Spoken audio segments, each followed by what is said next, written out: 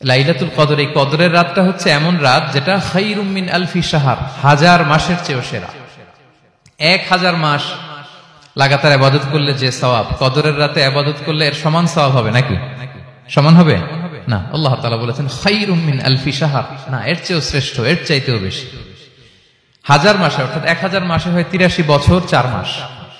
তো কদরের রাতে যদি আমরা ইবাদত করি তাহলে 83 বছর 4 মাস ইবাদত করলে যে সওয়াব, সে সওয়াব আল্লাহ তাআলা আমাদের আমলনামায় নসিব করবেন। তো আমরা যেন এই কদরের রহমত বরকত থেকে যেন আমরা বঞ্চিত না হই।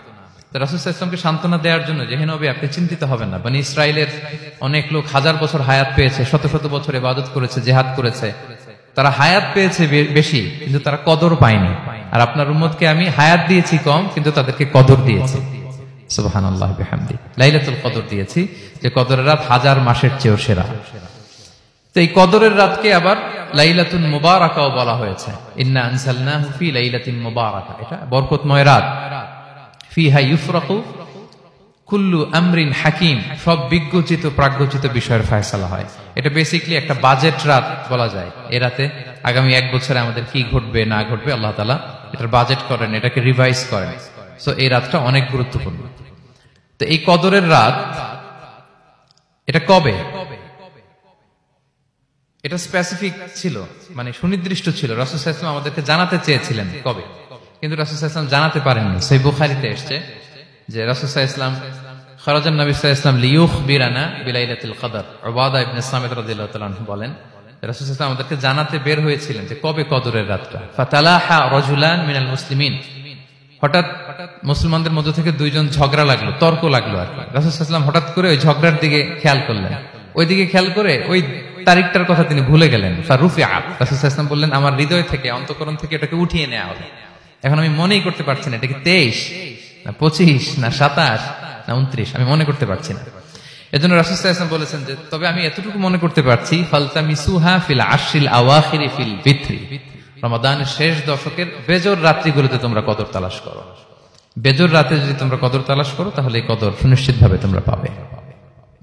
তো এই জন্য স্কলাররা সবসময় বলেন যে লাস্ট 10 days অফ রমাদান খুব গুরুত্বপূর্ণ, সবচেয়ে the cream time of Ramadan. I repeat, এটা রমাদানের একেবারে মাহেন্দ্রক্ষণ। এই 10 দিনের যে কোনো 10 রাতের যে কোনো রাত কদর হয়ে যেতে পারে, বিশেষ করে অড নাইটস গুলো 21, 23, 25, 27 এবং 29, যে কোনো দিন হয়ে যেতে পারে কদর। সো বুদ্ধিমানের কাজ হচ্ছে আমরা যেন রমাদানের শেষ 10 রাতে লাগাতার একইভাবে একই স্পিডে আমরা যেন ইবাদত করি। কোন রাতে বেশি করলাম, হয়তো 27 রাতে আমি খুব ভাব গাম্ভীর্য নিয়ে, খুব আবেগ নিয়ে ইবাদত করলাম, কিন্তু হয়ে যেতে পারে যে এবছর কদর ছিল 25 রাত, হতে পারে না? পারে। তো আমরা তো মিস করে ফেললাম। তো আমরা যেন মিস না করি, বুদ্ধিমানের কাজ হবে সমান তালে ইবাদত করা। এবং এটা এত গুরুত্বপূর্ণ, রাসূল সাল্লাল্লাহু আলাইহি ওয়াসাল্লাম এত এমফাসাইজ করে কোন রাতের কথা বলেনি। আরবি মাস অনুযায়ী 354টা রাতের মধ্যে সবচাইতে শ্রেষ্ঠ রাত, সবচাইতে শ্রেষ্ঠ রাত সূর্য ডোবার পর থেকে হাত্তা মাতলাইল ফাজর, ফজরের সূচনা লগ্ন পর্যন্ত শান্তিময় এ রাত, বরকতের এ রাত।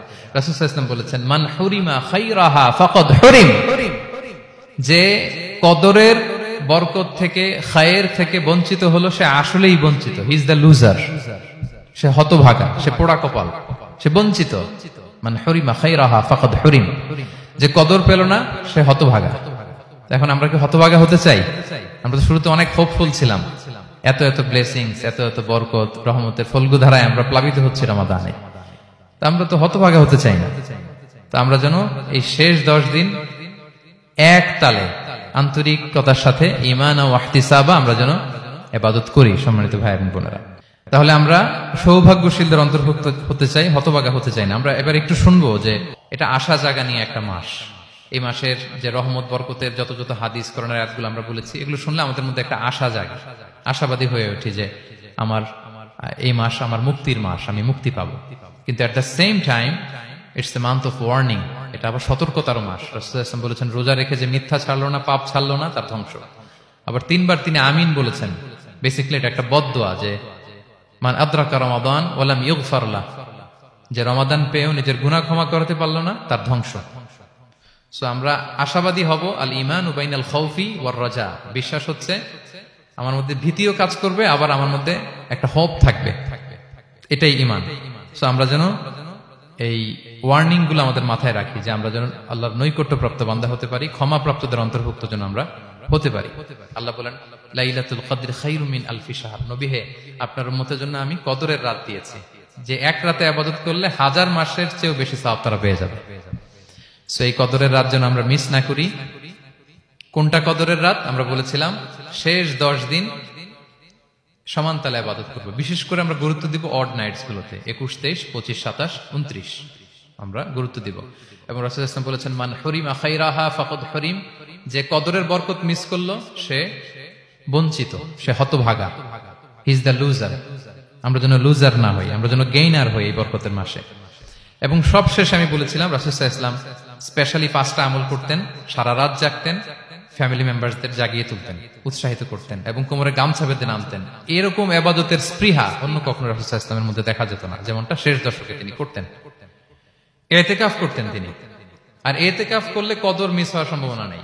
এটা 21-এ হোক, 25-এ হোক, 23-এ হোক, আমি তো মসজিদে, আমি তো কিয়ামুল লাইলে অংশগ্রহণ করতেছি, আমি তেলাওয়াত করতেছি, আমি প্রতিদিনই দোয়া করতেছি, মিস হওয়ার কোনো সম্ভাবনা নেই। আমরা যেন ইতিকাফের চেষ্টা করি, অথবা পার্ট টাইম ইতিকাফ যেন অন্তত করি, 5 দিন 3 দিন, অথবা রাতের সময়গুলো মসজিদে যেন আমরা কাটাই। 3 নাম্বার বলেছিলাম রাসূল সাল্লাল্লাহু আলাইহি ওয়াসাল্লাম জিবরাইল আলাইহিস সালাম কোরআন রিভিশন করতেন, আমরা যেন কোরআন রিভাইজ করি, রেসাইটেশন করি বেশি মাত্রায় শেষের 10 দিন। কিয়ামুল লাইল ফালা তাসআল আন হুসনিহিন্না ওয়া তুলিহিন্না, কত সুন্দর কিয়ামুল লাইল ছিল বলে বোঝানো যাবে না। তো আমরা যেন এরকম দীর্ঘ সময় কিয়ামুল লাইল করি। আর সবশেষে বলেছিলাম দোয়া করা। দোয়া করা হচ্ছে দোয়া মুমিনের হাতিয়ার। দোয়া মানুষের জীবন চেঞ্জ করে দিতে পারে। চাওয়ার মতো চাইলে আল্লাহ ফেরান না, আল্লাহ তো দেওয়ার জন্যই বসে আছেন।